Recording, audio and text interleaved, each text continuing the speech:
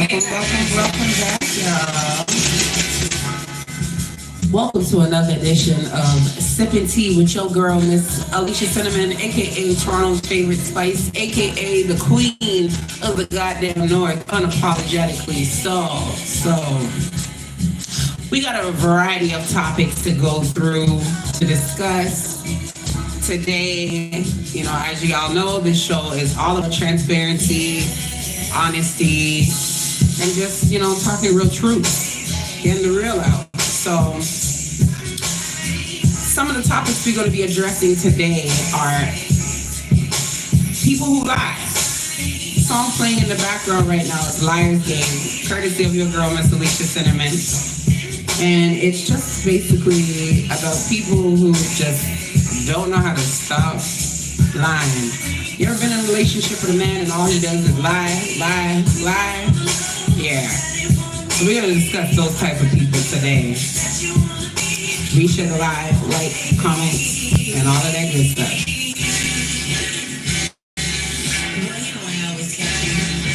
Let's go.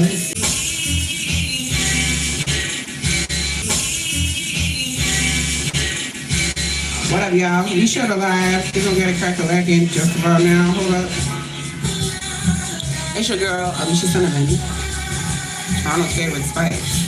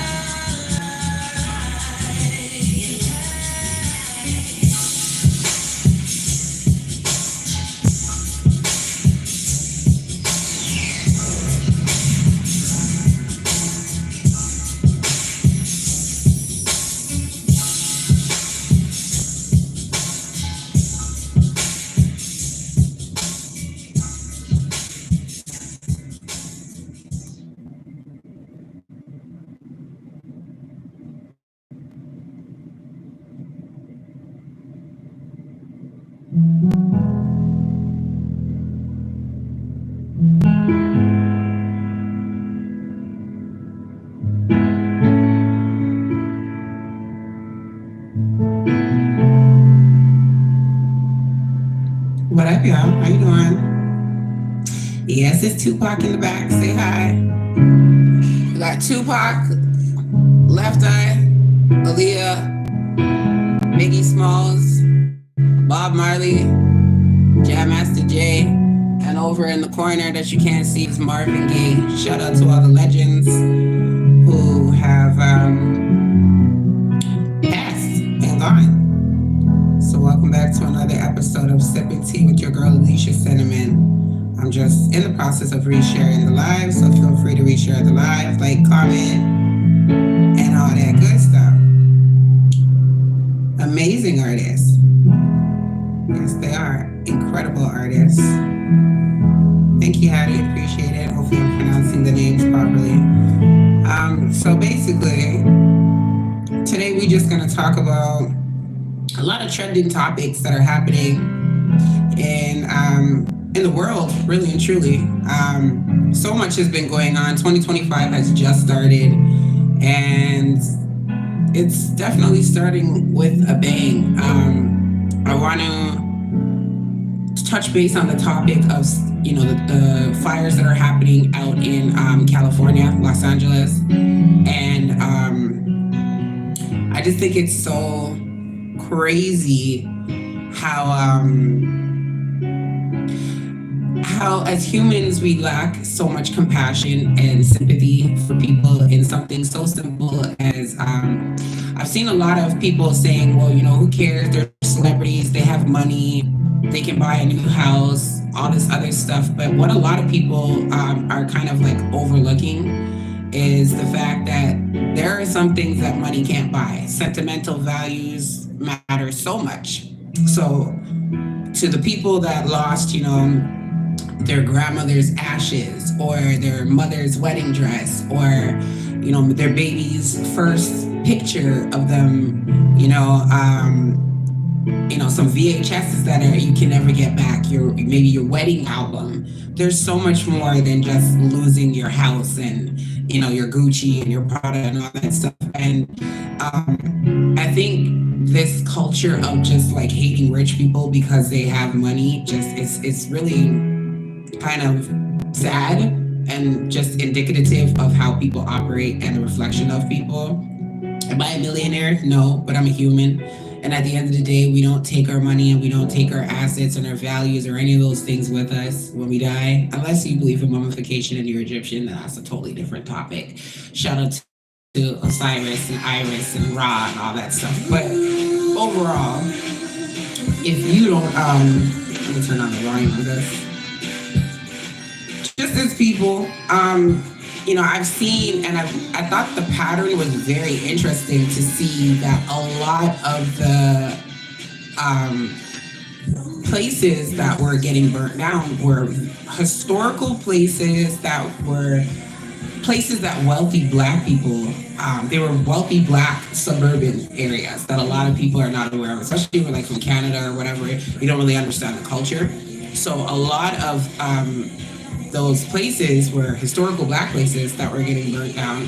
A lot of wealthy Black people that lived there as well too. So it's just really interesting. Like I believe these wildflowers are a little bit more than what meets the eye. I definitely believe that there are people that are setting these fires. I do not believe it's natural in any way, shape, or form. I think it's people who probably wanted to purchase some land. It kind of reminds me of the Amazon fires when the people didn't want to sell, the natives didn't want to sell the land, and then all of a sudden there was fires all over the place that were beyond, control and damaged a lot of a lot of the Amazon. So this kind of reminds me of that a lot. So just sending prayers to people, animals. There's animals out there getting burnt up left, right, and center. So just really sending some positive vibes and just kind of like as people, be a little bit more compassionate. You know what I mean? Nobody, even if you have money, doesn't mean you want to lose things. So prayers go out to the people in LA. On a lighter note, which I find to be really hilarious, is to my Atlanta family. I hope y'all are coping with this horrible, shitty ass weather that you guys have gotten lately. Usually around this time, I'm usually in Atlanta. I've had some work that I've had to sort out in Toronto, so I haven't been able to get back at my usual schedule, but I don't regret it because I'm watching all of you guys like in the snow, and it's so funny to me because Atlanta is not equipped for snow in any way, shape, or form at all. Atlanta, they put down dirt instead of salt, so the dirt just turns into mud and everybody's sliding around the place. So it's really funny to see, it's really funny just to see my people freaking out over there and not really sure what to do with themselves because of the weather conditions and whatnot. So y'all bundle up, stay safe. This too shall pass, but I am laughing because my Atlanta folks, you guys are always like, you gotta go back. You gotta go back to Toronto. It's cold, it's snowing, and my Atlanta people's always talking about how cold it is in Toronto and trying to like make fun of me for that. And I just found it to be really, really funny that now you guys are dealing with cold that Canadians are used to dealing with. So bundle up. Go and make some snow angels, make some snowmen with your kids. I know you guys don't have snow tires out there, so I mean, if you don't got to party, I would say avoid it for a little bit. Keep yourself safe because y'all don't know how to drive out there in the snow. But the temperature, just watching, the temperatures and the weather and how everything is changing so drastically. Around the world is just really very interesting, and everybody just pay attention. Times change, and you never know when your time will come to have to be dealing with snow that you weren't expecting to be dealing with, because nothing in this life is guaranteed. There's so many things that we think we know, and we're thrown a complete and utter curveball. Sorry guys if you see me looking down, I'm just resharing the live. Feel free to do the same, because of course we're going to get into some hot topics and Um, I usually do half and half. I'm gonna go live on my YouTube, and then I'm gonna go live on my Facebook. But if you're here from Facebook land, drop a heart, comment, like, all that good stuff. Just build engagement. Drop a like. If you're from outside of if you're from outside of Canada, drop a flag. Let me know where you're from, especially if you're from outside of North America. What's the temperature like? What's the weather like where you guys are at? Are you guys getting snowed in? I think it's crazy that there's like no snow in New York, but there's snow in Atlanta. So shout out to my New York people. Y'all getting the better weather. It is definitely cold in Toronto. It's not fun at all. But we're surviving. So the song that's playing in the background is one of my songs called Liar's Game. And this song is a song about a woman in a relationship with a man and all he does is lie. And I think a lot of people in general, but right about now, I'm going to just speak to this. I think a lot of women can relate to, the games that people play while you're in a relationship. So this song was actually inspired by like a relationship I had about 10 years ago, very childish, those young relationships. He's, happily, I believe, married now and has a baby and all that good stuff. So hopefully, he has a daughter. Shout out to him. Hopefully your daughter doesn't meet somebody that was like you in your younger days. But I say all that to say, I always like to introduce you guys to different books because I find that a lot of people do not read in this day and age, and it's so imperative because it helps to expand your vocabulary. It keeps your brain, like dementia, Alzheimer's is something that I've been noticing is happening a lot more lately. It's very prevalent. So reading is definitely something that exercises the brain. So this book right here, Liar's Game by Eric Jerome Dickey. If you are somebody who was like in high school in the 2000s, Eric Jerome Dickey was like killing the game with his books between him and Sister Souljah. And this book, I'm just going to read the plot of it very basically. So Dana Ann Smith has ditched New York City and a relationship gone bad for Los Angeles. Speaking of Los Angeles and New York, where we at? Looking for a new man, new career, and some stability. She thinks she's found in Vincent Calvary Brown Jr., a handsome, hardworking aerospace tech. They offer just enough of themselves to make the perfect romance, and then they withheld just enough to ruin it. When their secrets come to light, Dana and Vince come face to face with the fact that the passionate games between lovers and liars has just begun. So this is a book that inspired one of my favorite songs that I wrote, Liar's Game.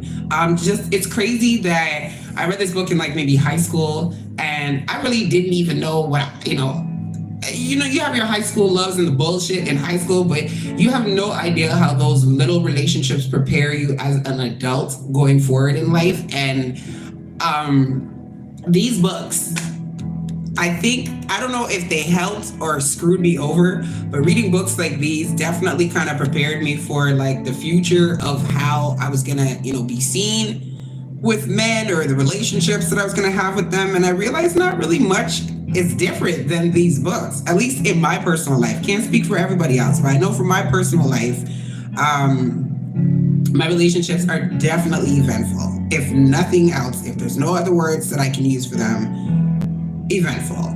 And one second, just getting this live going. So, with that being said, before I get into my next topic, I am going to give you guys a little bit of a live performance on Liar's Game. This video can be found on my YouTube. I'm actually going to release it as a single. It's actually only been available on my mixtape. It hasn't been released as a single yet. But this year I'm going to release it. Just it's the anniversary, and yeah, we're going to do something a little bit different. But I just want to get a popper for you guys. So hold on as I reshare the live before I get myself started. So, by the way, Happy New Year to everybody. Strive to be a better person this year. Whatever mistakes you made in 2024, try to leave them behind. I noticed that some people came into 2025 like as if it's just another day, and technically it is. However, it's always nice to have a space for a fresh start. My New Year's actually starts on my birthday, which is November 17th. Every year I try to start fresh. I realized that this is where I really started learning about people and their personality types. And when my birthday would come around, that's what I would notice. Like people would want to go out of their way to like ruin my birthday or cause problems or something. I'm very particular about my birthday just because I realize like it's one of those things, hopefully, if you're lucky, it comes around every year. And the last thing you want is to have like a negative association with something that you're reminded about every single year. So I personally try to do something positive or something that is important to me on my birthday. So this year I dropped a new single, and that was pretty cool. And I enjoyed. By the way, go check that out. That single is called All My Love.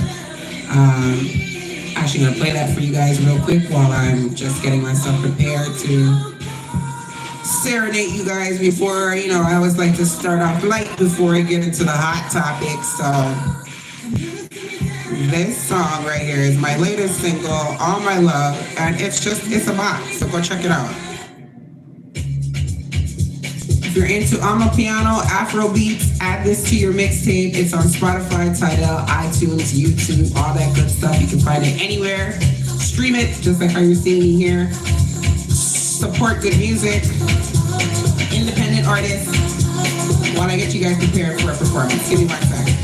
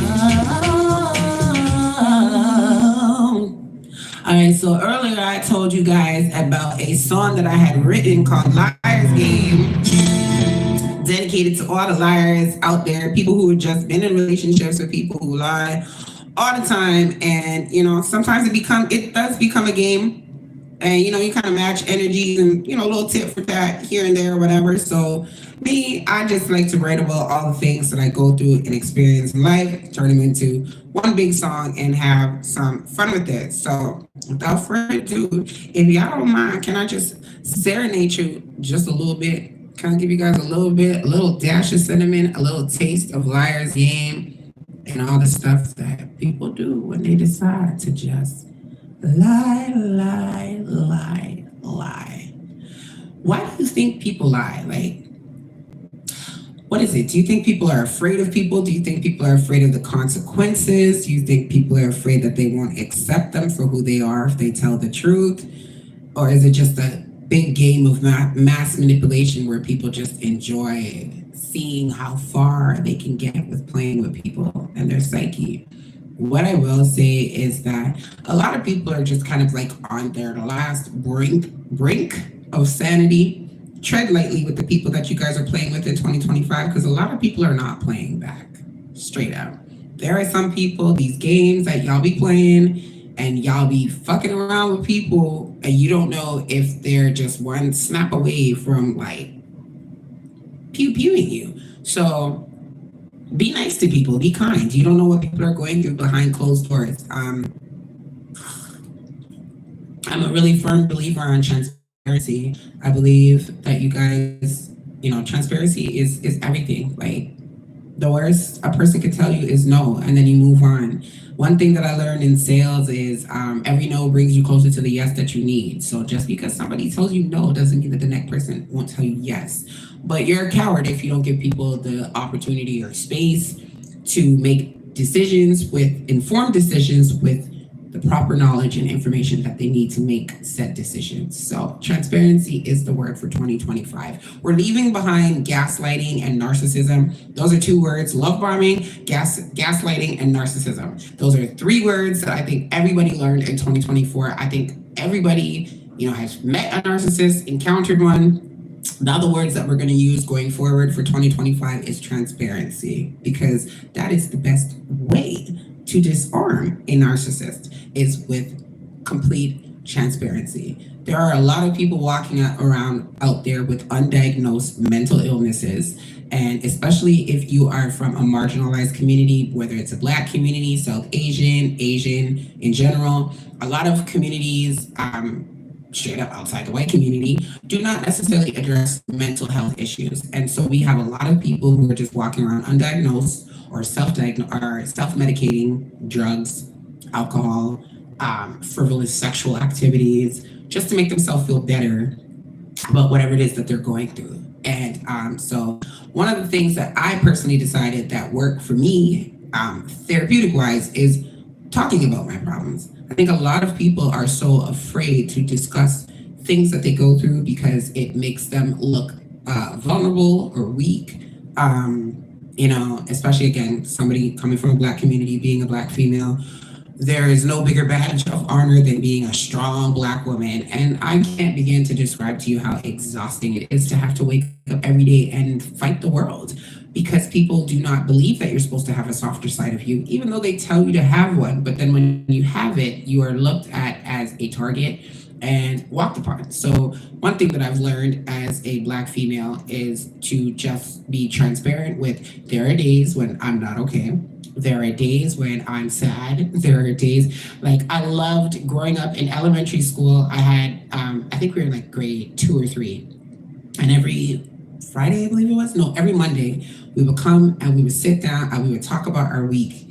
And if there was something bothering us. And one of the things that I loved was that we were able to, we started off with, I feel, and then we filled in whatever it is that we were feeling. So for example, like if, little Bobby pissed me off on Friday and, I had some time to think about it over the weekend. We would come back on Monday and be like, I feel really sad when Bobby yells at me and I'd like for you to stop. And those exercises were so simple but so beneficial. Like I felt like a whole new person after we called it the magic circle, after we did the magic circle. And I feel like as an adult, we need to bring back the magic circle. Like I think we really need to let people know, like I'm very transparent on letting people know, like you hurt my feelings. And I think people look at it like, you're whack. Like, maybe I hurt your feelings. Good, let me do it again. And it's like, I'm not telling you that for you. I'm telling you that for myself. I'm telling you, I'm putting it out there in the universe, especially because everything in the universe is energy. If you're not a religious person, I'm very spiritual and I believe in connections and energy and how you speak and what you speak into the universe comes back to you tenfold. So if something is bothering me, I'm going to speak it into the universe so that the universe can control how it needs to be handled. And I don't think people understand. This goes back to, what I was talking about earlier, reading books. The power of words is so overrated. Underrated. Like people don't understand the words that they speak and how very powerful they are, and even hurtful things that people say. I think people are aware when they say stuff to hurt people that, yeah, it's hurtful, but I don't think people understand sometimes how hurtful or the long-term impact of it, right? So this goes back to, I was talking about being in relationships with somebody who is a liar, and just a recent incident that I had where there's somebody that I thought I was cool with, and I just wanted to have a private conversation with this person and say, hey, I'm noticing certain things and X, Y, and Z, and just the stuff that this person ended up just popping out and saying to me, I was like, wow, like you could have told me that you didn't like me this entire time, just as a human being. Like just some very disrespectful, hurtful things, and just stuff like I'm a female. I'm a firm believer. I've been very transparent with this. There are a lot of women that are out there whose sole purpose is just to procreate, and shout out to them. There's nothing wrong with that. If you're in a financial and mental space to take care of all those children. I don't necessarily like people. There are women that I know that are just professional breeders and they just have babies left, right, and center because they can collect government money and they don't really, you know what I mean? It's like there's no game plan for what's going to happen to those kids in the future. You're just having kids right now to either have an attachment to a man or something, etc. So I've always been very particular, like about who I continue my legacy with. I have my children. I don't have a whole bunch. I have my son and my daughters. That's very much it. And I'm very private about them. I don't really post them. I don't really talk about them. A lot of times, if you ask me, I'll just tell you straight up, I don't have kids because I believe in protecting kids. I think we're in this weird space where people are selling their children virtually online for clout and likes and all that stuff. And I didn't grow up in that era, and I don't feel like I need to use my children for likes. I think I'm very entertaining myself. But I say all that to say this is because I'm so private with my life in general, that I had a friend who just threw out some words like, you can't even have babies because I don't post my kids. And I thought, like, number one, okay, I know I can, so it's not really that painful for me because I already know, but it was just the idea of like, there are women out there who genuinely struggle with fertility issues. And there are women who have had miscarriages. There are women who, have had abortions that they regret. I remember when I was in the nail salon and I was with my son, and I had my son very early, very young, and he was my firstborn. And I remember the Russian lady, she was doing my nails, and she was telling me straight up, like, I love seeing young moms. And I was like, that's interesting because, most people will try to kind of chastise you for that. And she was basically saying that she had an abortion when she was about 19 years old, and she was never able to have kids ever again after that. And so whenever she sees young moms, she's always proud of them for not allowing society or parents or whatever to brainwash them into having an abortion. Now, the best way to avoid all of that is just condoms and safe sex. So hence why I say I'm very particular with who I procreate with. I don't think people realize, especially women. I was having a conversation with a young girl, and I didn't want to put too much in her head because she's dating somebody in my family. So I wanted to give her great advice, but obviously not go against the grain and, completely throw the gentleman in my family under the bus. But at the same speed, I just wanted her to understand, having a baby is a huge commitment. And I don't just mean taking care of a child, like financially or whatever. I mean, especially as Black women, we're more likely to die giving birth than any other race of females because doctors do not take our pain seriously. If you've been living under a rock, again, books and history are very important. Black women were actually experimented on. A lot of these procedures that you see happening nowadays, things like open heart surgery and stem cell transplants and all those things, even breast cancer surgery. A lot of these things were discovered by experimenting on Black women without any kind of painkillers, without putting them to sleep, any of that stuff.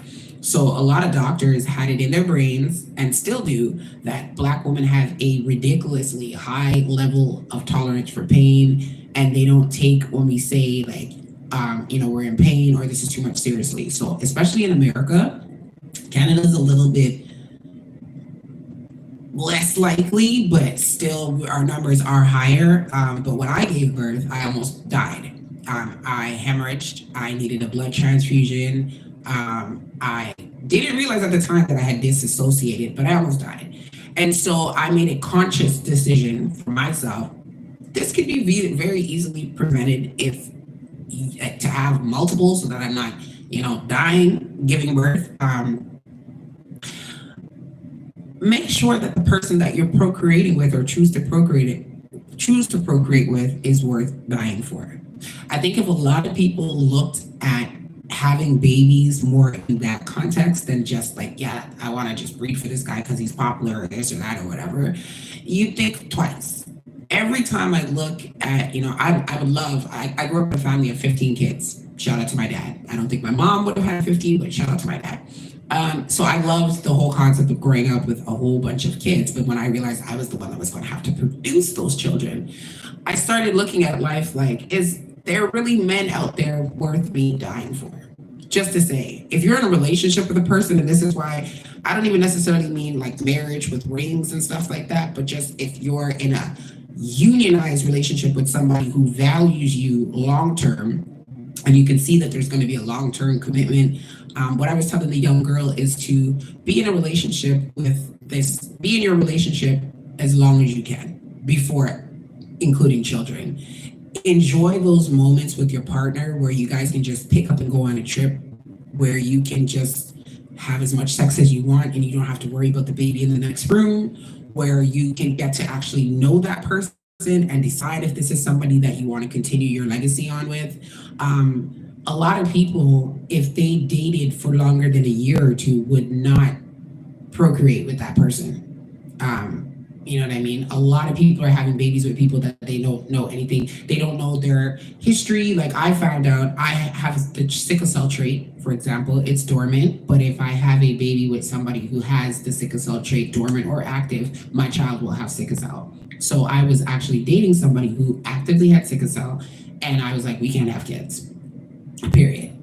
It, in theory, might be great. Yeah, rah, rah, rah. And, all kids are wonderful, but I'm not specifically going to have children knowing that I'm putting them in a life of difficulty. It's so selfish. And I think a lot of people don't look at it like that. So I say all that to say, when this person thought, oh, well, you can't even have babies, in the way that they said it, and I was just like, do you understand how disgusting your comment is?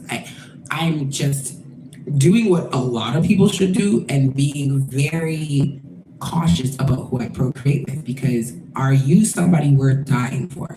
And if I pass away on that table, are you somebody who's going to take care of my child in the way that I would want my child to be raised, around the people that I want my child to be raised around, etc.? I realized the answer for that, for the most part, was no. So again, being around people and not realizing, because I didn't realize, I'm like, here I am thinking that I'm setting an example for young girls by not having multiple baby fathers and not, just pushing out babies left, right, and center. Even I had my son early. I thought, cool, whatever, let me take my time. And like I said, I'm very private with my my children, my family, anything of that. I could have had 45 kids and nobody would know. That's just how private I am. But with those that are around me, young girls that are around me that specifically actually know me and look up to me, I wanted to be that example where it's like it's easy to go get pregnant, but now that's people always have this checkpoint of 18 years. No, that is somebody that you are responsible for till they die, or you, whoever goes first. Even when they're 45, that's still your responsibility. And so I was like, no, I'm not going to continue the cycle. Again, this happens in other communities, but I'm just going to speak to my people. And I'm, like I said, this show is all about transparency. In the Black community, there are too many women that are okay with being baby mothers and not wives. And we condition, and like you'll have men that are so comfortable with having a baby with a female, but they wouldn't want to be with that woman for the rest of their life. I don't understand that mindset. You hate her so much, but you think she's a safe space to raise your children. That's crazy. And a lot of it goes to childhood trauma, where you have people who, maybe didn't grow up having a lot. So they're like, yeah, I want to have a baby with somebody who has this and has that and blah, blah, blah. And it's like, those things really don't matter to a kid. Like I watched a video on Instagram where a little girl got a pair of Jordans and she threw it across the room because she wanted light up shoes. Like kids don't care about the stuff that we think are important. They just want some Batman, some Spider-Man, some Blue's Clues, Blueies, whatever it is. And they're okay with that. A lot of the times, people are procreating as a social status. You have a lot of men who are down low that are procreating and having multiple children just because they want to prove to people that they're not gay. And I always look at a lot of the men that just pop out children but hate women. And I realize it is just a way for you to mask your, hypermasculinity. A lot of men in sports are bisexual. I watched a documentary about men in football who, and they were very transparent with it, that they play football because they like being around other men. And it's a sport that fixated on hypermasculinity so that they can kind of mask it like, yeah, I'm playing something that's really masculine. So therefore, nobody will guess that, I swing for the other team. There's so much psychological aspects to it. So again, just like how there are men who have reasons for why they feel, because let's just be honest, there's this whole argument nowadays of men who like younger women because they can bear children and they're more fruitful and blah, blah, blah, and all that stuff. And how many of you men are really out here taking care of those kids with these younger girls? You just want to know that you can have them, but are you actively fathering these children and being involved in their lives and taking care of them? Like, even if you can procreate till you're 100 years old, you're not going to be around to see that child grow. So you having a baby, it's an ongoing cycle of what people like. I'm always in these forums and I've always been back and forth with people. And it's like, what I hear is you want to continue the cycle of trauma in broken homes because men die before women, earlier than women, statistically speaking. So if your partner is now 10, 15 years younger than you, and you're already more likely to die before a woman, in theory, you've created another cycle of a broken home because now there is going to be, willingly and by choice, a child that is going to be raised with no father figure in the house because you decided that you wanted to procreate with a younger female. The math just doesn't make sense. It's like, and that's where a lot of women, when they say, oh, when women are 35 or 40 or whatever, and they're damaged goods and blah, blah, blah, but who created that? If the concept of life is that men are continuously dating younger women, right? That means that 45-year-old woman who is now a single, bitter baby mother, angry, whatever, who put her in that situation? It was an older man who, at once upon a time, every 45-year-old woman was 19 and 20 at some point in time. So to me, the concept of, because I see men, and I know some guys, you're probably watching right now and you're probably a part of the cycle, but I just really want women, especially younger girls that are listening to what I say, and some women, they take it really personally when men are like, oh, I want younger females. I don't feel like there's anything wrong with that. I feel like as a woman, you shouldn't take it so personally because you have to look at the type of men that are saying these things. And the reality is, And I'm just going to be transparent again. Word of the day, word of the year. Men who are financially stable, mentally stable, and content with their careers or their accomplishments in life don't necessarily want to marry girls that are young enough to be their daughters. The people that do that are people that have missed out on something earlier on in life, and now they have the things to go back to go get, whether it was that girl, she reminded you of that pretty girl in high school that you never was able to get. So now you can go and relive your life again. It's a midlife crisis, essentially. Nobody wants to talk about that, but that's what it is. Men, and I've been around plenty of them, the majority of men that I'm around, like a lot of them are older than me, married, happily married, and their wives are usually give or take maybe 3 to 5 years age difference. Because, as women, we do need somebody who's mature enough. So yes, I would say, your boyfriend, your husband, roughly about 3 to 5 years so that you can actually kind of be on the same level. But when I'm around somebody who's 10, 15, 20 years older than me, especially as men, and then we get to talk about stuff like that. When I just, as I said, every female's been a 15-year-old girl, a 19-year-old girl, whatever. And when men would always tell me, like, oh, you're so mature for your age, they were never talking about my mind. It was my body. Yes, I have breasts and I got ass and I've got a vagina and all these things, but we had nothing in common. Like, the idea of when you hear people saying, like, oh, she'll do what I say and I can put these thoughts and I can raise her. It's like, you want a daughter. You don't necessarily want a girlfriend. A lot of men either want a mother or a daughter. They don't necessarily want a partner. When you have a partner, the idea of partnership is that you are equals and that your yin to your yang. This person has a strength that you lack. If you are carrying all the strengths and this person has nothing, it is not a balanced partnership. That is not a partnership. That is a dictatorship. And so this is the conversation going back that I was having with the young girl, because the person in my family that she was dating, they're about give or take 2 years. So I'm like, this is the perfect space for you. She said in a couple of years she wanted to have babies and whatnot. And it's like, okay, great. Enjoy your relationship right now. Don't rush it. Get to know this person. I mean, you guys been together for a long time. That's great. But just because you've been with somebody for a long time doesn't mean you still have to have a baby with that person because you're still very young. Being with somebody when you're like in high school and then thinking like, well, I've been with them for 10 years, but really you're only like 25, 26. There's still time to grow. We're not back in the 1940s and going further, the 1920s when people were dying at the age of 40 and 45 and stuff. So you had to push out your first kid when you're 15 or 16. If it happens, take care of your responsibilities, but there's no longer that societal pressure.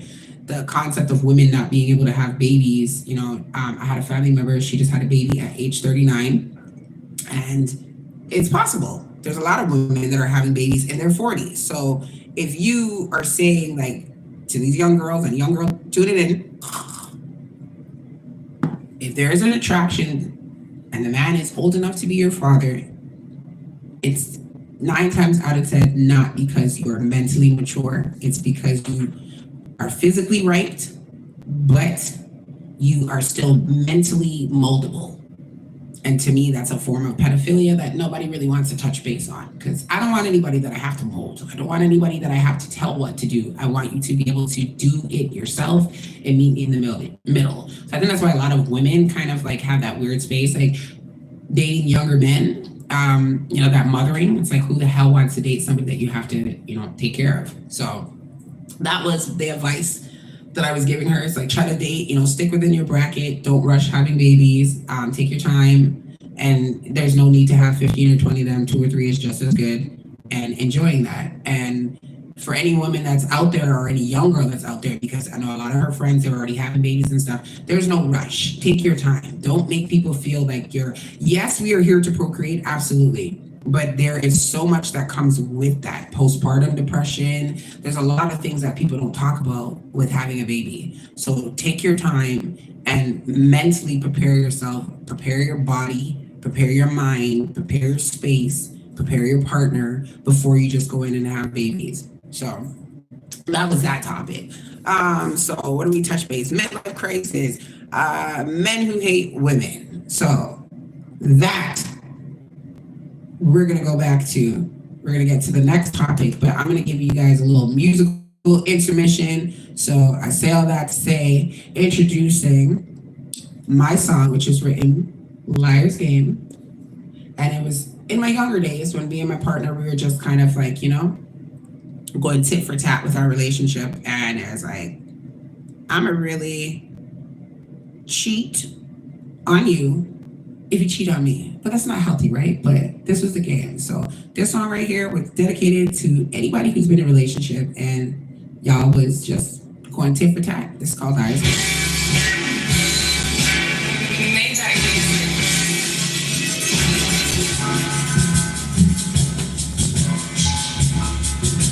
So ladies, you ever been in a relationship with a man and all he does is lie, lie, lie? Now you see, real ladies, we don't get mad. You know what we do instead? We get even. Saw you with your girlfriend, baby, and I nearly lost my mind. Thinking about you drive me crazy. I am such a waste of time. I never should have been your lady. You just wanna bump and grind. It's time for me to leave you, baby. It's time for me to say bye-bye. I'm not the girl that you wanna be. Oh, yeah, yeah, yeah. That you wanna be. Creeping on me.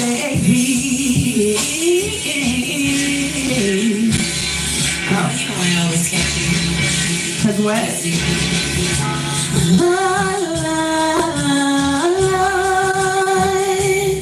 Cause you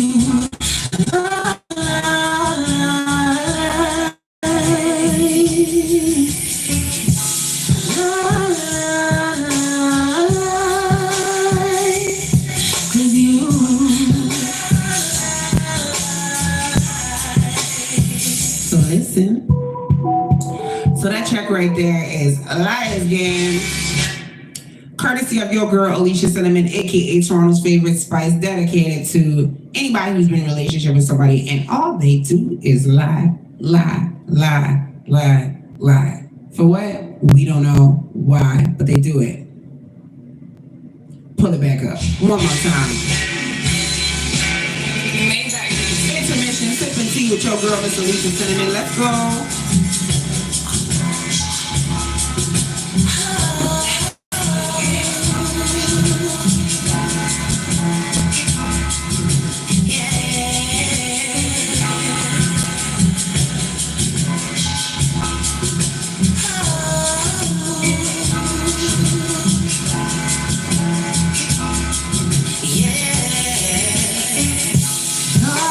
Your girlfriend, baby, and I nearly lost my mind.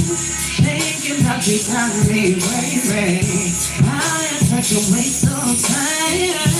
Never should have been your lady, but you just wanna bump in mine. It's time for me to leave you, baby. It's time for me to say bye-bye. That you wanna be. Oh.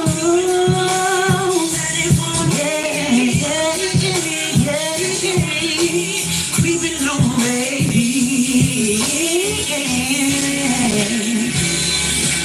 I always catch you. Say what? 'Cause you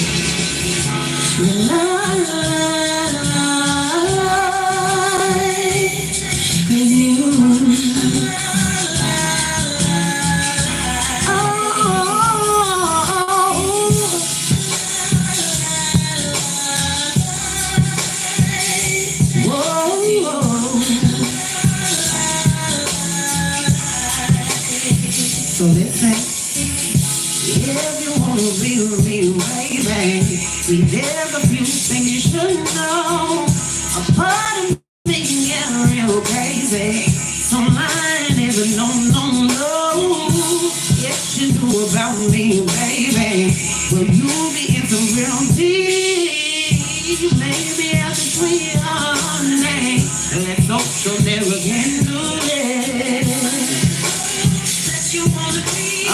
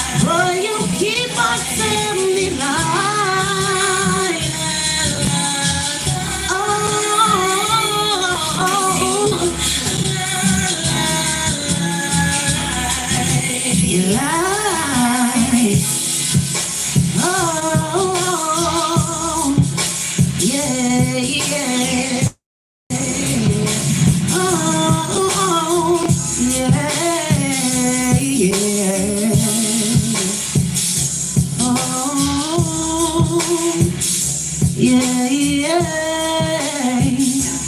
Oh. So that right there is Lies Game. And just pretty much dedicated to anybody who's been in a relationship with people who lie.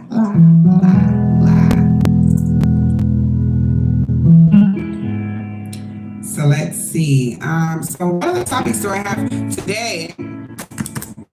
So we checked off the Fire and Snow Book of the Week, Midlife Crisis.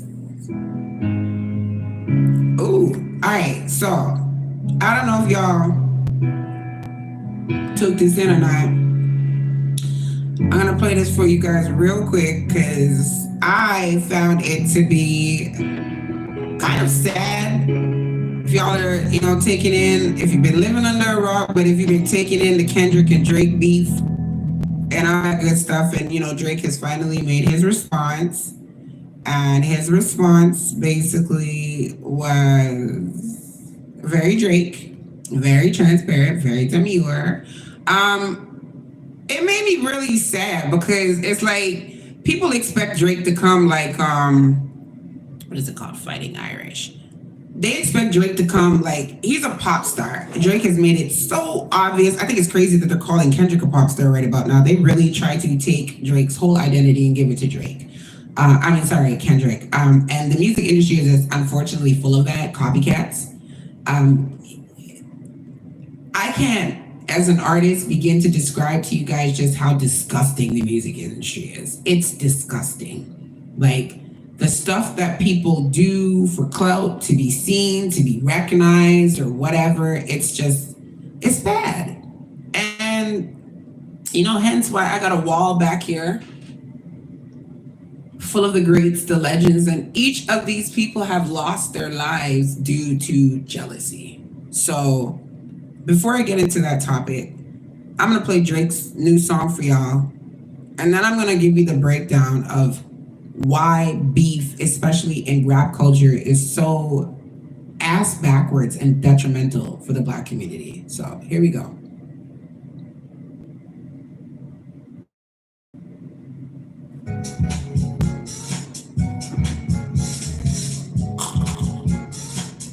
Neo Secure Credit guarantees approval even if you've been denied by other cards, and even if you're just starting to build up your credit score. All right, here we go. So this is called Drake Fighting Irish for You. The summer is over, I missed it. Barrel was smoking, I kissed it. Fair shoulders to renters from Texas, it's unrealistic. Cut them the checks, I hate reviewing the budgets and limits. It's paper. The world fell in love with the gimmicks. Even my brothers got tickets. Seemed like they loved every minute. Just know the shit is personal to us and it wasn't just business. Analyzing behavioral patterns is somewhat suspicious. Niggas was never happy for me when I run up the digits. Or when I'm breaking world records still as I guzzle the Guinness. Or when I get my fifth made back cause the color is different. Remember we traded watches, I gave you the hair of the guy. You gave me a numbered edition. You would even check on my son like a pediatrician. Show convinced the gang and shit was rooted in love when it isn't. Show me how different we are, there's lessons in juxtaposition. I guess now you boys gotta abandon your summer tradition. Cold shoulders I gave in the hand cause it come with the distance. Figured we was always gonna be close like ovens and kitchens. I was sadly mistaken, the loyalty wasn't a gift. It's all good. And niggas try to blues for you saying it wasn't malicious. Talking about we family, but I'm not the cousin to visit. God forbid we ever gotta tarnish your public image. All that brother talk is if I really get stubborn and sibling. 6 degrees, my memories retrieving on humble beginnings. Niggas wanted trouble, grab the shovel and dug up some ditches. Cover my body in dirt, but that wasn't me. That wasn't me. That was a body double and we done dozens of switches. Niggas tried to light the front gate up, it wasn't for Christmas. I said a prayer that morning for Sean and it wasn't religious. It came from a place of desperation and utter submission. Rapping was over for now, it came like a sudden decision. I don't give a fuck about you snakes and these other musicians. Niggas started fucking with my family, I'm going to prison. And we all crashing out together, my brother's complicit. Who put a pipe bomb in your trunk, it wasn't an exhibit. I'm trying to blow the doors out there. Bitch, when you touch the ignition, but then I gotta remember who made this shit come to fruition. It's me. Make sure y'all Who's got the most to lose and who's in that other position? Signal conversations, but I hope they got double encryption. I hate to see the empire Sure, drop a like. judges' convictions. This nigga pulled a rabbit out the hat and y'all love a magician. It's funny to see you all rejoicing and hugging and kissing. What are we celebrating? I rent out the club in addition. Nothing was the same with all you bitches and nothing's forgiven. But next time, bury me in gold. My blood is Egyptian. And then the days come out when the vodka is flooding my system. I don't have a drinking problem. I got a southern. Alright, so that right there is Drake's new freestyle called Fighting Irish. And when I actually took in the lyrics, I felt sad. Like normally after a rap battle, you know, it's supposed to be like people are supposed to be hyped up and, you know, like ready to war and all that stuff. But I just felt really sad when I listened to this freestyle because Drake makes his best music when he's hurt. Let's just be honest. But there's a different level of hurt when it comes from people that you thought were genuinely your people. You know.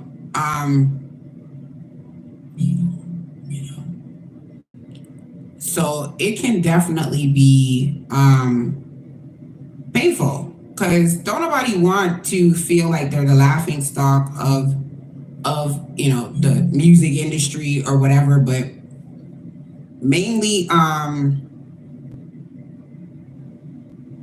sorry, I'm just trying to read these comments.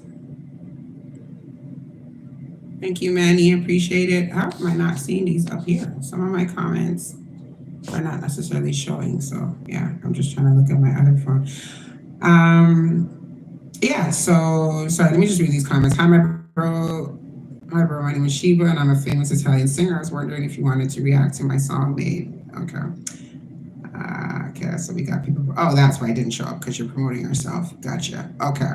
Shout out to Manny. Shout out to AA. I hope your collaboration works well with NLE Choppa. Shout out to you. But yeah, going back to the topic of Drake. I really was just like, I felt bad when I heard the freestyle because I was like, this is somebody who really feels like he was betrayed by people that he cared about, by people that he thought had his back. And for somebody like myself, I can totally relate to the pain never comes from the people that you expect it to come from. Like, you know, you expect hate and all that other stuff, and you expect the whatever from the haters and stuff like that, but you don't necessarily expect it to come from somebody that you actually are checking for or that you care about or any of that stuff. So when I listened to this freestyle and you know, coming from Toronto and being a Toronto artist myself and really just realizing like how many people turned against him, and it's so much deeper than Drake, it's just a reflection of people. You have to be very careful that there are people out there who are legitimately just waiting and preying on your downfall. And if they can make it happen faster, they will. People that will come around you just to find out your weak spots and what you're up to and who you're affiliated with or who you're connected with so that they can go back and report to that person. And it's just an ongoing cycle of not knowing if these people are around because they support you or if they're, what do they call them, monitoring spirits. And there's a lot of monitoring spirits that are out there, especially in this day and age, with people who are just waiting on people's downfall and praying for your downfall. And so this freestyle, to me, he could have wrote a song, he could have made it a club banger, all that other stuff, but I liked the fact that he was very honest with how he was feeling, you know, about this. And it's like, wow, this really sucks. Like, y'all really, really are showing me you don't like me. And it be people like, it's like, why didn't you tell me this when I was helping you? Like, I think that's the hardest part, is like a lot of the people that be turning against you are people that won't tell you that they don't like you up front. They'll take whatever they can get from you, you know, mooch off of you as much as they possibly can. And then you find out down the line, like, these people did not even mess with me. And I think that's just like, a lot of people think like, oh, that's just how the world works. people are just like that, blah, blah, blah. No, that is how losers operate. Like, really and truly, if you do not like a person, if you do not respect the person, rate a person, whatever you want to call it, don't be around that person. Don't take what you can get from that person and then turn around and act like something's wrong with them because they saw good in you that you obviously knew didn't exist in yourself. Some people are just naturally good people. And it's easier for a good person to be taken advantage of because your whole MO is to be a good person. I think a lot of people need to leave. I personally learned within myself to leave that good person mentality behind. I'm not saying I'm going to be a total villain, but in terms of just like where my help goes, I'm going to be a lot more particular about how I, share that help, so to speak, because I really started to realize like it's a lot of people out there who legitimately will take as long as you're offering. And they won't think twice to be like, you know what, maybe I should stop or whatever. Like even just being, sleeping with the enemy. You could be laying up with a person, sleeping with this person raw, 24/7, y'all kissing, doing all kinds of stuff. And then you find out that person legitimately hates you. And it's just like, how do you hate yourself? Is how I look at it as well too, because there's no way, like, if I don't like you, I'm not going to be intimate with you. I don't care how rough the times might get or whatever, which goes back to like, men just laying with every and anything. I think that's a form of like self-loathing, self-destruction, whatever you want to call it. Like if you don't like a person, it is such a spiritual exchange to be physical with that person, much less to be physical with somebody and know that you don't like that individual person. It's very confusing for me. So I just want everybody to be aware of monitoring spirits in in this day and age, because they are very prevalent. They do exist. And sorry, 1 second, guys. I'm just trying to share this live. Give me a moment. How do I do this?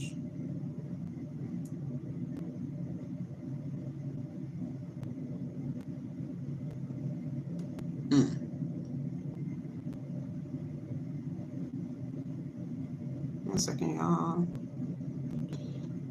First of all, I can't see my comments, so I'm just trying to refresh everything. So don't mind me, y'all. But y'all.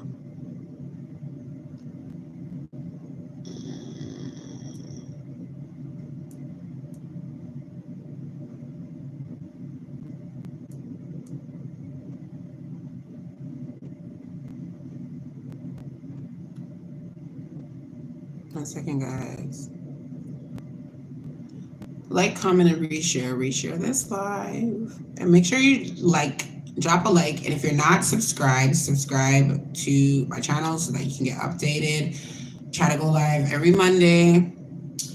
Sipping tea with cinnamon, the best kind of tea. Just sip. These freaking paper straws are a joke. And I'm not really supposed to drink tea with straws, but I don't like messing up my lipstick. What is this, bro? What is this? Why is it unraveling? Garbage. So I'm going to be ordering a whole shitload of straws from China off of Temu. And nobody say nothing to me because these plastic straws are just not doing it. My drink should not be unraveling. I like to be able to sip my tea. And I like that my cup keeps my tea extra hot because I'll be sipping tea now for like an hour or two. So anyways, getting back into what I was saying, going back into monitoring spirits, right? People who just despise folks, and we don't know why they despise them. Community live chat, so let's see, messages, remove report, comments, chat filter, top messages, all messages. Let's go. There we go. Now I can see all of my can see all of my stuff. Yes, okay. Anyways, yes. So let's see. Who do we have? Weird Word Excalibur, whatever the case may be. Yeah. So fix the gap in your teeth, you fatherless freak. My father passed away. Rest in peace to him. Amazing person. Unlike some of you guys that never had a father figure in your life, I was fortunate to have an amazing one. As for fixing the gap in between my teeth, never, because it pisses people like you off.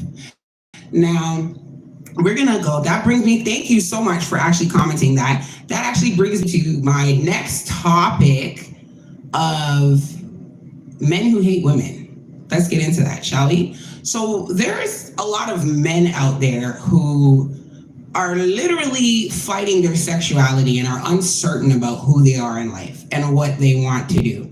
And so they will find assertive and strong, solid females to try to bash and to tear down or to come forward because they wish they could be a strong, independent female. But instead, they were born with a penis, and so they're frustrated. Usually, if they have the money and the means, these types will go and do the body, regendering and turn into the woman that they wish they could be. But unfortunately, a lot of men, especially in the Black community, don't either have the means for it or they're just not comfortable enough to walk in their truths. So they will mask it as being hypersexual when really and truly they, just like Diddy, wish that they could catch a hot piece of bacas by some of the men that they see the women around that they want for themselves. Then you also have females, because this goes into the topic of like people who just, are not confident and comfortable with themselves. Then you also have females who have like this weird attraction to another female and don't know what to do with that. I've had a lot of women that were attracted to me, a lot of bisexual women or women who haven't figured out their sexuality yet. And when they don't get the response that they want from me, they become very they become haters, and they'll try to like talk down on me or whatever. And it's like the same people that call you ugly are the same ones that were complimenting you the week before. The same people that are, stalking your page. Like right now, there's times when there's only 2 or 3 people in this live. And those 2 or 3 people will be my biggest haters, but somehow feel like they're not a loser. Like, this goes back to monitoring spirits, right? It is a mental illness to be following anybody. The new year just started. It is 2025. It is a total mental illness to be following anybody that you don't like. At any point in time when you get a notification and it says Alicia Cinnamon is live and you decide to go and click on that notification and pop in that live by choice, and you're following me by choice, and you realize that you don't like me and yet you don't love your, that, my dear, is called fandom. That's called groupie love. And I have a lot of those. Your biggest hater is your number one fan for 2 reasons. One, your biggest hater wants they want to see you reach your full potential, like Wired Excalibur who told me to fix my teeth, right? It's because you want to see me reach what you believe is my full potential, because you're a fan. I totally get it. I totally get that we live in a day and age where everybody is pressured to hate themselves. So when you meet somebody who loves themselves unapologetically, it is so mind-boggling and confusing. You don't know what to do with yourself. I understand how confusing it must be to live in a world that is conditioning you to hate yourself. And then you pop up on YouTube and see a beautiful Black woman who is just in love with herself. I get it. I get the frustration. I don't get being a hater, but I absolutely get the frustration. And that goes back to confidence. You got a lot of people out there who just lack confidence. And no matter what you do, hold on. No matter what it is that you do, those people will keep trying. I think at least once a week, I got a different person who wants to break my spirit. And I'm just like, bring that shit on. Like, it's never gonna happen. Like, I'm unbreakable. Why? Because going back to, I grew up with a father who loves me, a father who has told me that I am the sun, the star, and the moon, and the skies above. So I don't have that sense of insecurity that a lot of women have when it comes to needing validation from men. Now, am I anti-men? No. Do I hate men? Hell no. Love y'all to death. But my worth is not determined by how men perceive me. And I think that confuses a lot of people in 2025, where women's worth, especially as an artist, a lot of women are selling vagina more than they're selling music. I look at 90% of the female artists that I actually know that might be getting bookings or whatever the case may be. And when I look at their pictures or their profile pictures, the first thing I see is your ass or your vagina. I don't hear your voice. I don't see positive messages. I don't see anything inspirational that anybody can look up to. All I see is virtual prostitution. Most of you artists need to have OnlyFans as opposed to calling yourselves artists. Let's just be honest. It's so easy. I came on here and I sang a couple of songs and I talked to you guys. I could come, the most you might get is a little bit of titties because I can't control that shit. I could have very well popped up on here and started twerking, and I could have came in a G-string and a bra and this and that and whatever, and my likes would have been up. My numbers would have been up. My subscribers would have been up. Do you understand how easy it is to sell sex? It is a million times harder to sell yourself. Because when you take away sexuality, which everybody has, everybody's got a vagina or a penis unless you're a eunuch. When you take away selling the basics of sex, do people like you for you? I'll repeat. Does anybody really like you for who you are at the core? Not the persona that people put on social media, not the fakeness. Anybody can take a million pictures and only post the best one. Anybody can post, like that's the thing. I look at certain people, I post every single goddamn day. I don't care how many likes it gets, because I'm alive every single day. I post every single day because I engage with my audience. A lot of people only post when they have good news to share with people, because they want this false perception that life is always great. If you only post, let's say there's 52 weeks out of the year, and as an artist or an entertainer, and you only have 52 posts, or not even 52, we'll say 12 posts for the year. So that means only 12 weeks of those years, no, there's 52 months, sorry. Of those 12 weeks, or of those 52 months, you only had 12 good moments for the week, for the month, for the year. You know, you got a lot of people out there, because again, my biggest haters, the people are gonna come and troll and talk your shit. I've been waiting for you guys. You guys have been very quiet. I'd love to have a conversation with my haters, because I understand that you're a fan. I understand that I intimidate people. I totally get that. I get that in every way, shape, or form. The intimidation comes from the fact that you can never validate me. And so many people are waiting for that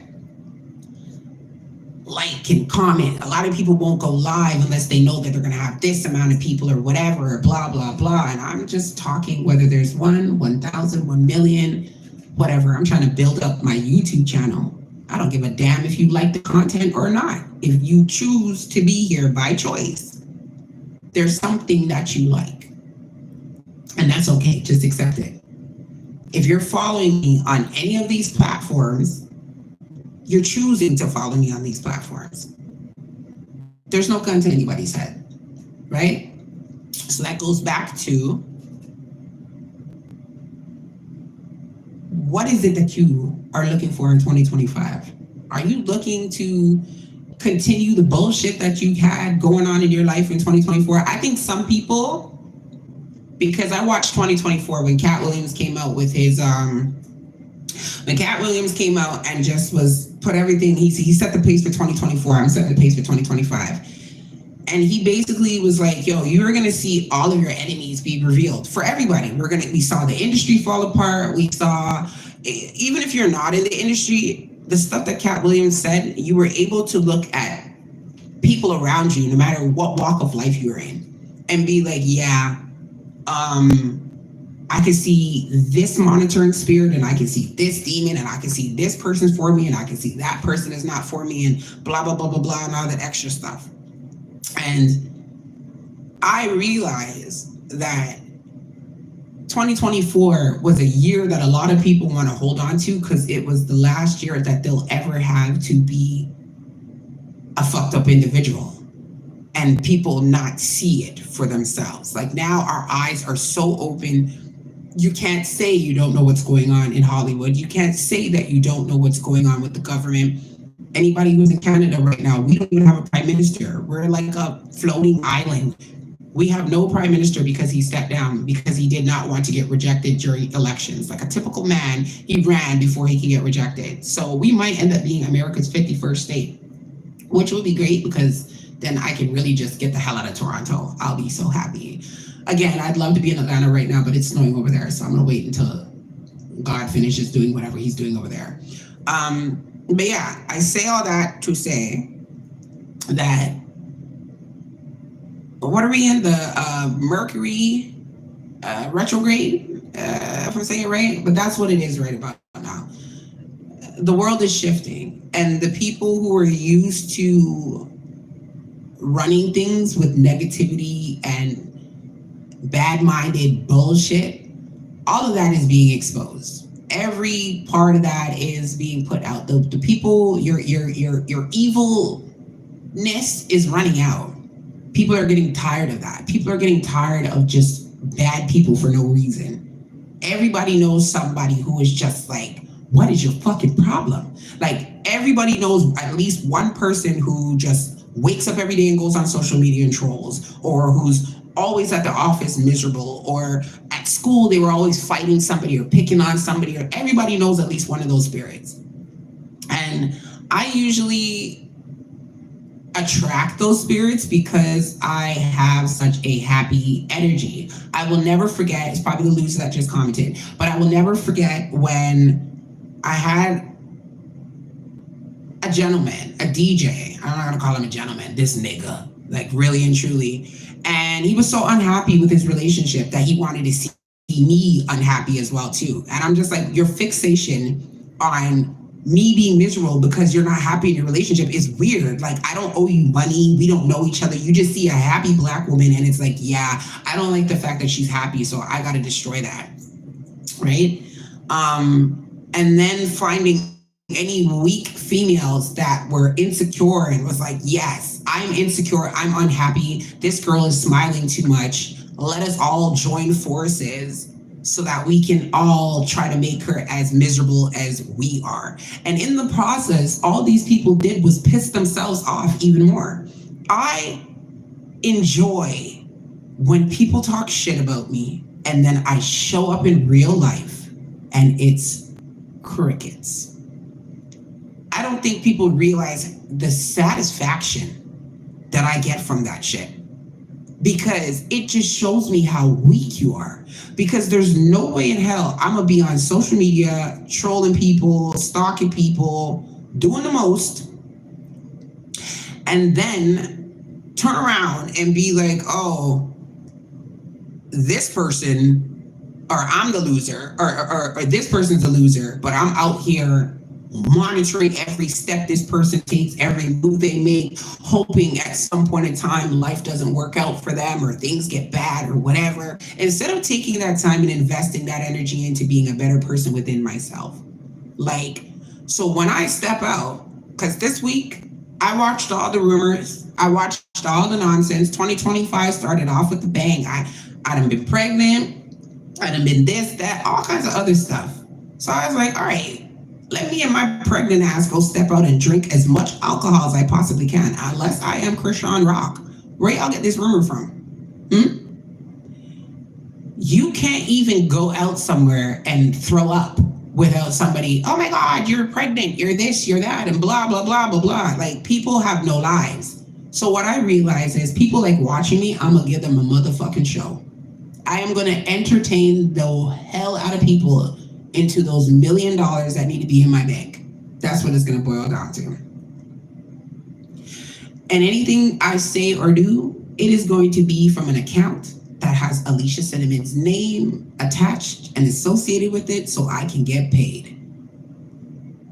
People who have fake accounts are losers, straight up. Even when I go on somebody's page and talk my smack, you will see Alicia Cinnamon, and if it's Instagram, you will see the blue check mark beside it. I think it's very cowardice to be out here trolling people from fake accounts, because that is showing people that you're actually afraid of that person, right? Why are you trolling somebody you're afraid of?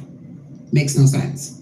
So I say all that to say, to the monitoring spirits that are out there, that are watching from front, back, beginning, middle, and end, I plan to give you a run for your money this year. In every way, shape, or form, you are going to be exhausted.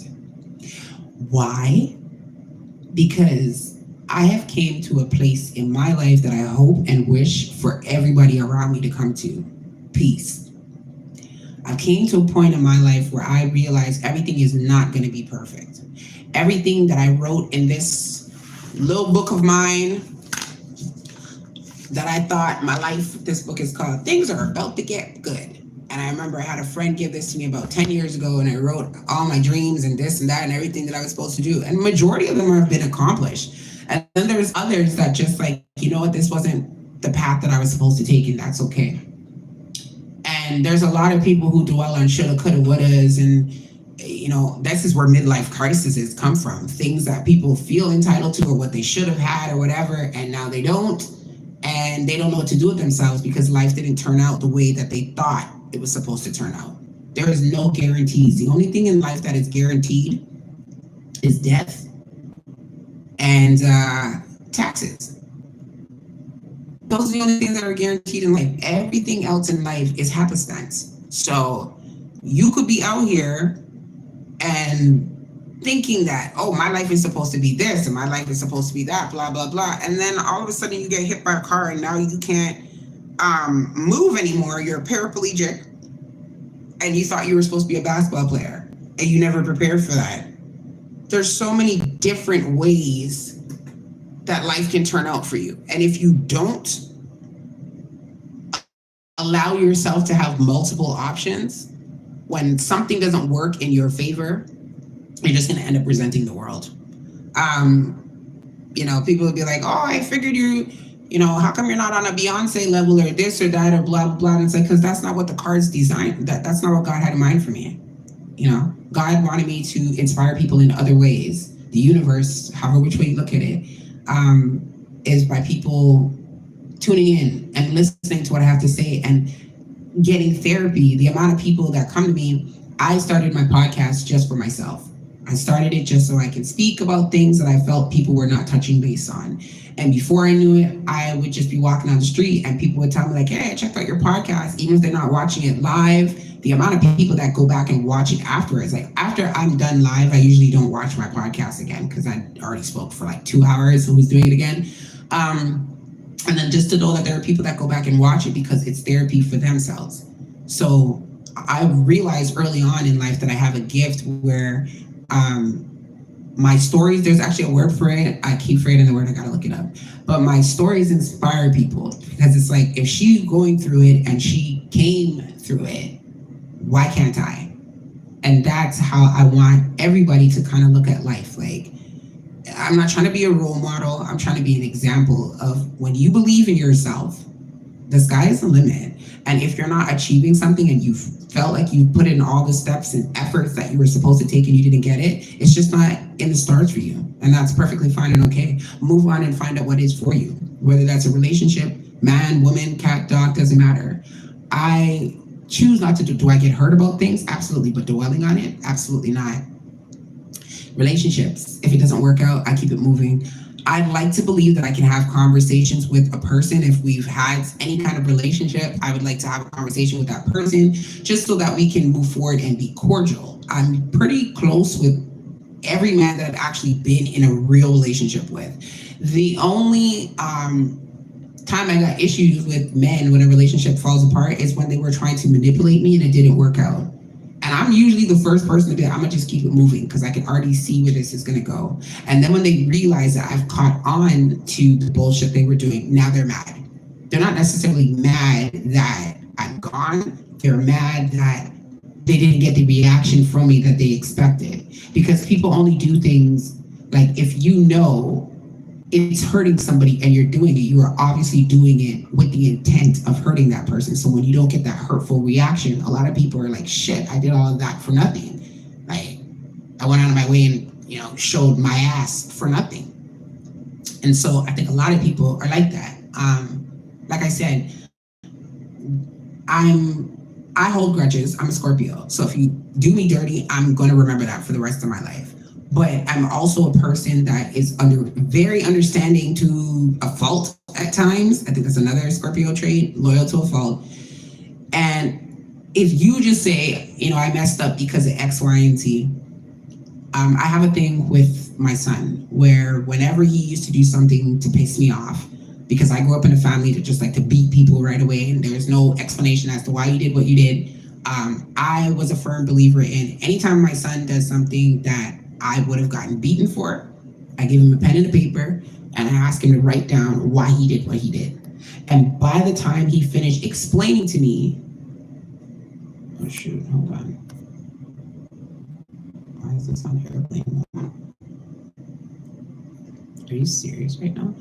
By the time he's finished explaining to me why he did what he did, by the time he finished explaining to me why he did what he did, usually I was like, wow, like this kid absolutely meant no freaking harm whatsoever.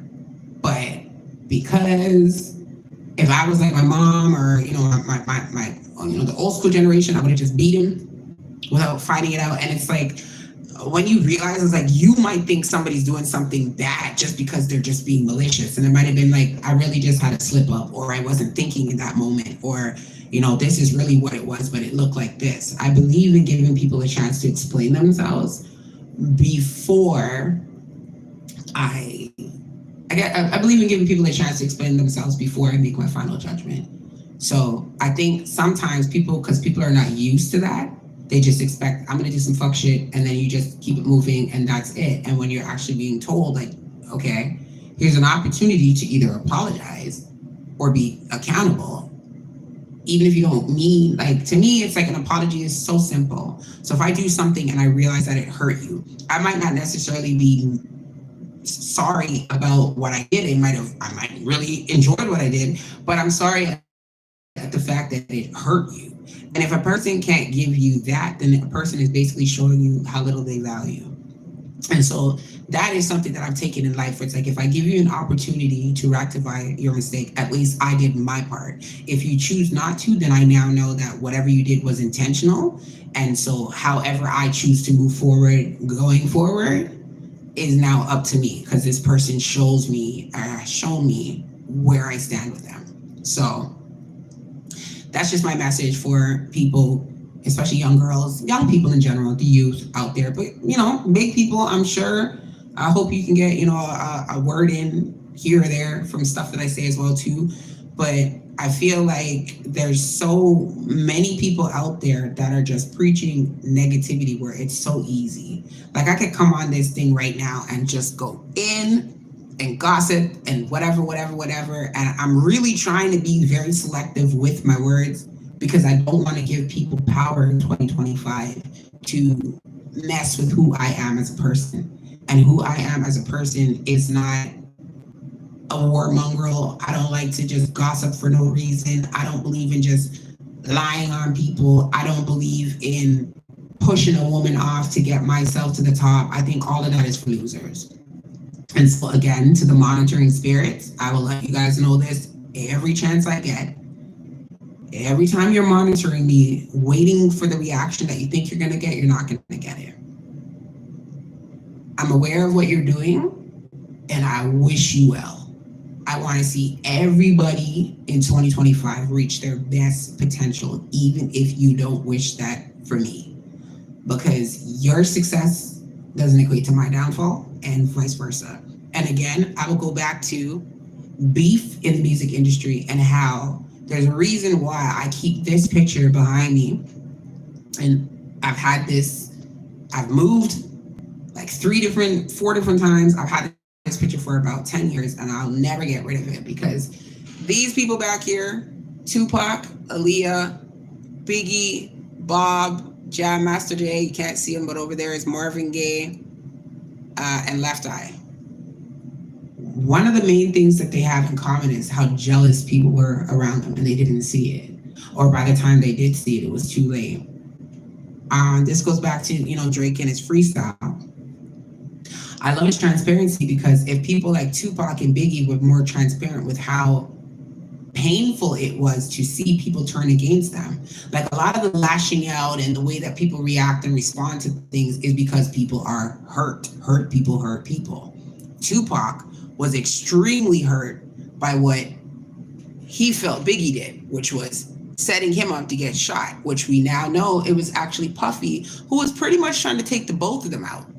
Then you have Aaliyah, who was betrayed by a man that she thought loved her. This goes back to why I tell young girls, these men will say whatever it is that they need to say because they know that they can get away with a lot more. Not every man is a loser, but a lot of men will say whatever it is that they need to say so that they can get away with things and not have to have any accountability for it. So we meet Aaliyah, who was manipulated by one of the greatest musical legends in our time, unfortunately. And nobody really talks about how much of an impact whatever R. Kelly did had on Aaliyah. Nobody talks about that. Not even her own disgusting mom. Her mother is going to have to answer to God at some point because there are women, and it's something that I've learned and seen in the music industry when I see momagers and stuff. A lot of these women, either A, you're really not monitoring. A lot of you are either not really monitoring your daughters properly and not aware of the weirdos that you are exposing them to, which you should be if you're going to be a manager. And then there are women who are fully aware and they are encouraging the bullshit because they're living vicariously through their daughters and their daughters are going to get them to that next step or level. I'm kind of on the fence about if I were to ever want my own daughter to be in the music, the entertainment business, period. Like, my children are beautiful. But to have a child in the entertainment business and subject them to the same people that I know are demonic, to me, it's a form of punishment. It's why would I put my kid in harm's way on purpose? That's how I look at it. Knowing what I know now about the music industry, I don't think I would encourage my child to get into it. If they had an undying, unwavering passion for it, then yes. But for me to encourage it, I wouldn't. I would encourage maybe an independent route. If you want to make music and get a Spotify and all that stuff, I would definitely encourage that. But in terms of the actual industry itself, I don't really think I would encourage my daughter to do things knowing what I know and knowing how this industry stays. So, and I'm not saying every mom is like that, but I am saying Aaliyah's mother, God has some questions for you. I don't even know if that's where you're going, but there are questions that you're going to have to answer as to how your daughter was doing all these things with this grown-ass man and you never knew. Why are you leaving? Like, even I tell people this. People get mad at me all the time. I had a situation. Thank God I was a grown woman and understood how to handle it. It's still haunting me to this day. But it made me build my own studio. It made me, I got producers that invite me to their studios all the time, and I let them know I am not having no session at nobody's studio without somebody on my team present with me. I'm not going into the studio with you people. It's unfortunate because as much as we have victims, we have willing participants. There are women who really feel like they're getting ahead because they are selling their body to the highest bidder. And it sucks when you meet women that genuinely believe in their talent. Those are the women that tend to be assaulted more likely. Because if you're a willing participant, it's just like there was this joke saying, why don't men kidnap the prostitutes that actually want to be prostituted? Like, why is human trafficking a thing? And it's basically, it's like, it's not as fun to, a part of the fun is breaking somebody. It's not as fun if it's a willing participant. That's the sickness of it all. And keep her sharing the live, y'all. It's not the same as being able to be like, I'm the person that broke that person and blah, blah, blah. So I realized that the majority of the women that go through it, people are like, oh, why would it be this person? Why her and why not? Because there are girls out there that no matter how beautiful they are, they don't value themselves. And then you can have a girl who's average looking and she's like, no, I don't want every and anybody to have access to me. I think I have, you got people like SZAs and Mooney Longs and stuff. They remind me a lot of myself, where we have like a genuine talent that we're selling you. You know what I mean? Songwriters, etc. Like, shout out to me, my own horn. I just got my first contract for 2025. First contract of the year for 2025 for my songwriting contracts, and I do a lot of behind the scenes stuff where I write for other artists.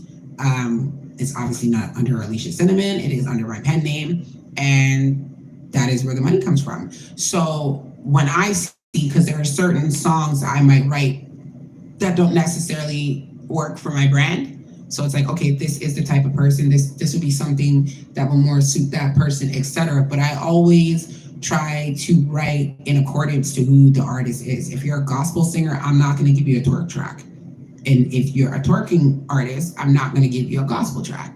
It has to be conducive to who you are. And I try to make sure, and I let everybody know, like, if you get a hit, when this is over and done with, like, and you have to sing this song over and over and over and over again, is it really a reflection of who you really are? And as somebody who's been in the industry for so long, I just see so many fake personas that I'm not impressed. Like, it's just like, you would get so much further ahead being yourself. If you're an innocent, sweet, nerdy motherfucker, be that person instead of trying to, Chloe Bailey, I always say she's a prime example. She's really a nerd at heart with a great body. And she's trying to be something that she's not. And the general public is picking that up. You might be able to manipulate a couple of horny old men who want a nut. But for those who are people who see through, where's my list? For people who are able to see through the bullshit, or for people who aren't looking to get, their nut off, they don't see Chloe Bailey the way that some 45-year-old horn dog is watching her.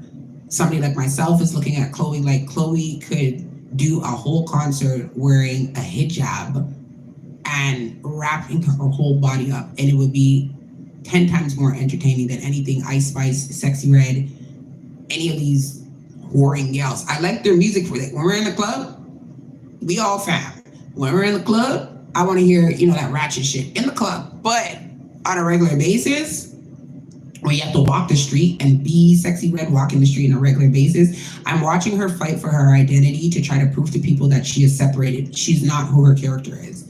And it's so hard to get people to see you outside of that if that's what you're conformed to.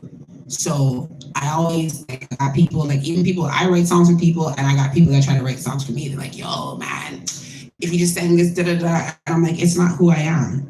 And I'm not gonna sing this song for the rest of my life or be stuck with this shit for the rest of my life, and I have regrets. I'd rather sell it or give it to somebody else, refer it to somebody, collect my little side royalties, and just enjoy myself traveling the world while heifers sit here and creep my story trying to figure out how to make their next move.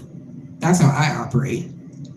Right about now, it's like you got to be in control of your own destiny. You got to understand your own paths, because there's so many people out here who are just like walking empty vessels and don't know what they actually want from life. Like, I understand being inspired by people, but I think one of the craziest things that no matter how many times I speak about it, I'll never fully wrap my head around people who, like, you literally spent months, weeks, maybe even years, just monitoring, again, I always speak for self, monitoring my page and trying to think like, okay, so this is how she did this, and this is how she did that, and da da da da da da da da da da. And then when it finally starts working for you, because it's not your formula, it's somebody else's, then try to like put it in my face, like, yeah, we're on the same level. And it's like, obviously, if you're doing what I've been doing, and I've been doing it because it works, naturally, if you study me hard enough, it's going to work for you as well too. But when you look at when you were being yourself, were you getting the same results? So your results are not coming from you, they're coming from me. And this is just in general. Anybody can feel this when you're a person who is an influencer. That's why I get paid for my stuff, because I am an influencer, and I'm okay with being an influencer. But what people don't realize is when you're an influencer, you're either supposed to get credit for it or you're supposed to get paid. It's not just for people to just try to rip off your whole brand and then act like they came up with themselves. No, I'm not okay with that. And I think it's crazy that people will make it seem like you're a hater because you're not okay with people stealing from you. Only in the Black community is that a thing. No. Especially if you're not giving credit, because anybody that inspires me, I let them know, like, hey, you really inspired me. I would never in my life sit here, go through somebody's Instagram page, see them call themselves the blackest queen in the world, and then I'm going to try to call myself the darkest queen in the universe. Like, it's just cornballish. Find something else that works for you. Because it's going to look like you're winning on the surface because you have nothing to lose. The person who created it is the person that's losing what you're stealing from. It's theft. So only a criminal is going to be happy with stealing from somebody and feel like they actually accomplished that shit by themselves. Again, going back to monitoring spirits. The amount of women that, I don't know, seduce men, I'm not really sure how these conversations go, to be quite honest. But the amount of men that come around me to try to figure out how they can mold whatever girl they're sleeping with to be the next version of me. And it's like, you don't think that's weird? Like, it's obviously me that you're attracted to. You're not attracted to, and I don't mean me physically, but I mean me, the aura, the energy, the everything else. Even radio stations. So why not support the blueprints instead of trying to recreate it? Or ask for help, or create your own identity. I know that sounds like a foreign concept, but I promise you it's a thing. Because then you guys get yourself in messy situations where, I'm just gonna be honest, y'all be giving me content for days, months, weeks, years to talk about, nonstop. Because I'm so fascinated with how people are fascinated with me. Like, I know I'm a cool person or whatever, but I didn't understand. I'm like, wow, like universally, it's not like, okay, it's just Toronto. Okay, it's just Brampton. Okay, universally. So it's like, okay. Now, what a lot of people are attracted to is that confidence. Why would I then humble that shit if that's what's making people attracted to me in the first place? There are people who are like, I don't understand how this girl keeps going. You don't really want to see me win. You're just flabbergasted that I'm not going to stop. And I get it. That's a form of musician. When you're a real artist, there's a certain degree of insanity that you have to keep on going in this industry that is designed for people to give up. 99% of the people who make it in the industry will not get to the next level. I look at so many people who, you know what I mean? You can pay for radio streams and you can buy followers and pay for this and pay for that, But if it doesn't convert into real support, you've wasted your money. Like, if you're gonna buy followers, buy real followers, and then those people should be able to turn into real fans. If you're just having robots sit on your page that you don't engage with in any way, shape, or form, who are you fooling? Like, who are we really fooling in this day and age? I know there are some people that watch this podcast from the beginning, middle, and the end.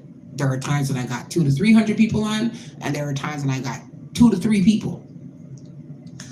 Of those 2 to 3 people, or 200 or whatever it is, at least one of you motherfuckers watching right now don't like me. Hello? How are you doing? I say that because how do you feel? Now I'm going to talk to you directly. This isn't for the people that do like me. There's 5 of you guys right now, right? For that one person that doesn't like me, that's watching, because I can't see you, you can see me. How does it feel to be sitting on that other side of the screen, knowing that you are taking up your data, your time, your energy, and everything else to watch somebody that you do not like, and then try to convince people that that person is the problem? How does that feel? Or to the other podcast people that watch my podcast and then start their own podcast or start back up their own podcast and then utilize the topics that I talk about. How does that feel? Because I'm just being me. Like, I'm just talking about things. I'm not a journalist in any way, shape, or form. I just talk about real shit, real life topics, and things that nobody questions.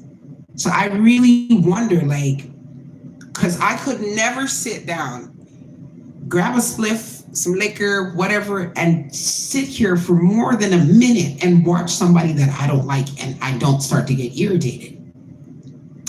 So instead of telling people that you don't like me, tell people she inspires me. Because that's what it is. If you're sitting here and you're watching me every time I go live, every time I do something, and you know that you don't like me, this isn't for the people that like me. This is for the 1 or 2 people watching that don't, or that will watch this back that don't. You don't have to like somebody to be inspired by them. It's inspiration. And I totally get that shit, because that's my purpose. That's what I'm here for. Just say thank you. That's all. Say to the men that come around me to figure out, okay, this is how Cinnamon moves, this is how she operates, and then you finally mold that rocky, rough diamond in the rough that you were messing around with, and now she finally looks polished because she went to Alicia Cinnamon University. Just say thank you. And graduate on to the next course. That is all people have to do in life. Credit goes such a long, long way. And right now I'm just gonna talk all my shit because I done did everything that I was supposed to do in the first 2 hours. And now the last 2 hours, the last hour until, because I got a studio session coming up. I got some bangers. I don't know if I want to sell them or if I'm gonna keep it for myself. But tonight we got a crazy studio session about to go down. And I'm excited about this because I am going to stir the pot this year, for sure. Again, unlike most females, I write my own music. Anybody who wrote a diss track about me for 2024, stay tuned for 2025. First of all, let's just address that shit. Stay the motherfucking tune. I'm not saying I'm gonna waste all my time on y'all, but don't sleep on me. Especially, and I'm not coming for the females that are singing the songs, because most of you don't write your own shit. I'm coming for your songwriter. because I know who's writing your shit. Okay? So I'm just putting it out there. Any of you motherfuckers that wrote a diss track about Alicia Cinnamon in 2024 and you were thought that shit slipped? No, I just needed to find out who your songwriter was so that when I hit, it hits who needs to get hit. Some of you chicks, I don't really want to be out here fighting you guys. I kind of like some of you girls, to be quite honest. I think it's weird. Like, I'm too comfortable and too confident to dislike you because you do the same thing as me. That's weird behavior. I don't care how much you guys don't like me. I was out this weekend, and I promise you guys, when you guys see me out, some of you guys are gonna think I'm crazy because you will see me in a corner just laughing. And I'll be laughing at y'all, but I really just be laughing like, this girl has told so many people she don't like me, this, that, she'll be out here behind a fake account, da da da da. And then I pop up in real life just to see the damage that I've caused, just because.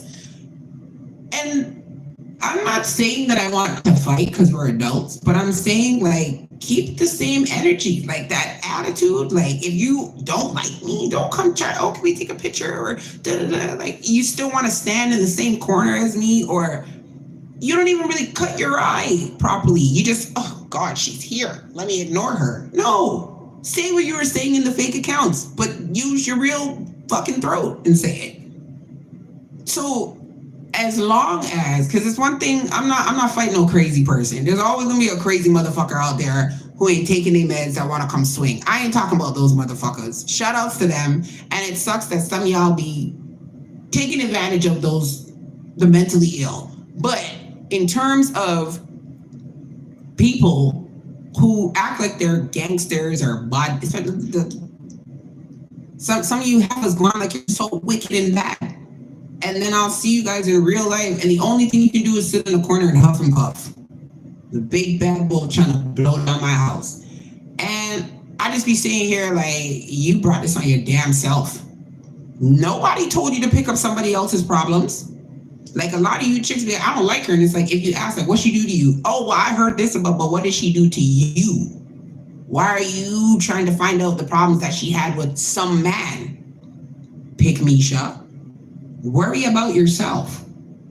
Like, y'all don't be realizing I'm not only smart, but I'm very well connected, not with the industry, but my ears are to the streets. So shit, I already know shit before it's gonna go down. It's just a matter of like, do I breathe life into this or do I wait? Let's see how big it's gonna blow up to before it actually shit hits the fan. And so what I realize is, number one, my lesson for 2025 is I am never, ever telling any of you motherfuckers who's talking about you behind your back ever again, because then you'll turn around and flip it on me. Now we can get into the meat and potatoes. Now that all of the people, like, you know, my regular subscribers and the people that I don't want to unfollow me have already seen the regular gossip in the news. Now I can get into the meat and potatoes of the dinner with cinnamon. You motherfuckers, okay? You raggedy ass motherfuckers that have been in my ass crack this week, really and truly out here lying to save your fucking skin. Hold up, because my Facebook family, y'all need to get in on this one. So my Facebook family, we gonna reshare this over to Facebook. We about to wrap up on YouTube just now. So let me just log on to my Facebook.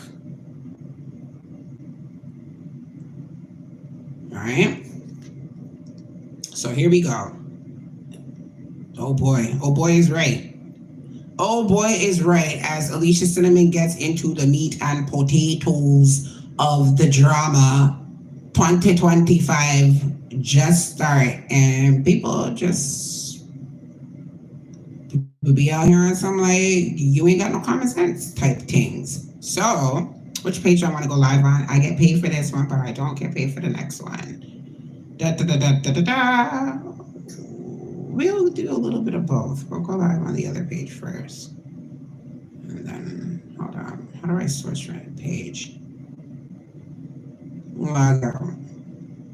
Brandman, you already know what time it is. Like, first of all, thank you for being a dedicated subscriber. I appreciate you. Make sure you drop a like. And for those of you that are tuned in that have not liked the live or whatever, drop a like, a heart, a comment, all that good stuff as we get into the meat and potatoes. That's what I like to call it, because that really be like the dinner for y'all. All right, so here we go, Facebook fam. Two men in a crisis, both fighting for the King of Dancehall title.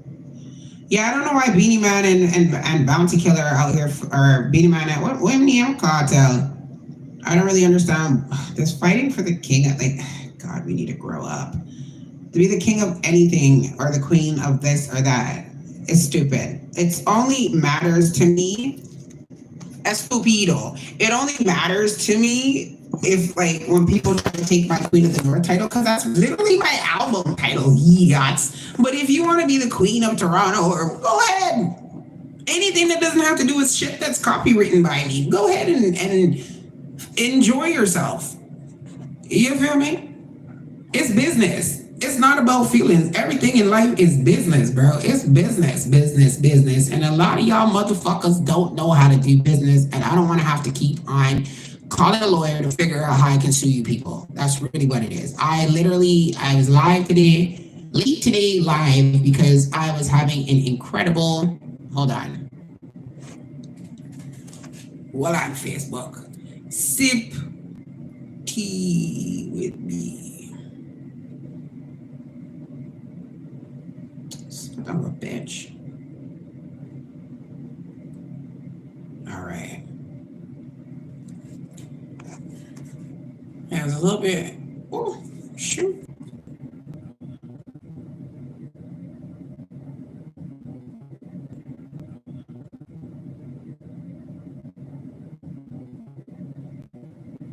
No. All right, y'all. So I'm gonna log off my YouTube. Y'all can come catch me over on my Facebook, over in Facebook land, and make sure you guys.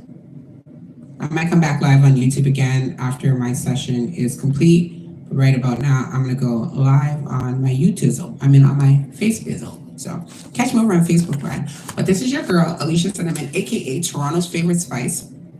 Yet another episode of Sipping Tea with Alicia Cinnamon.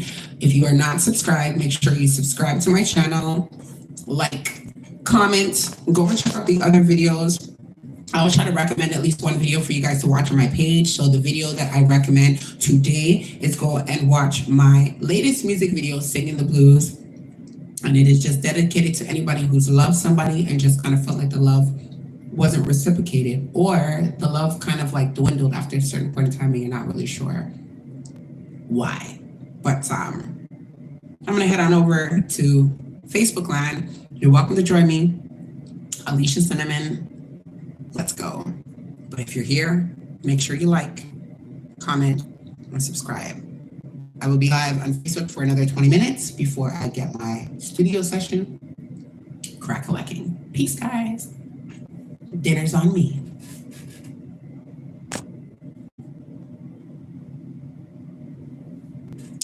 I'm wondering if this shit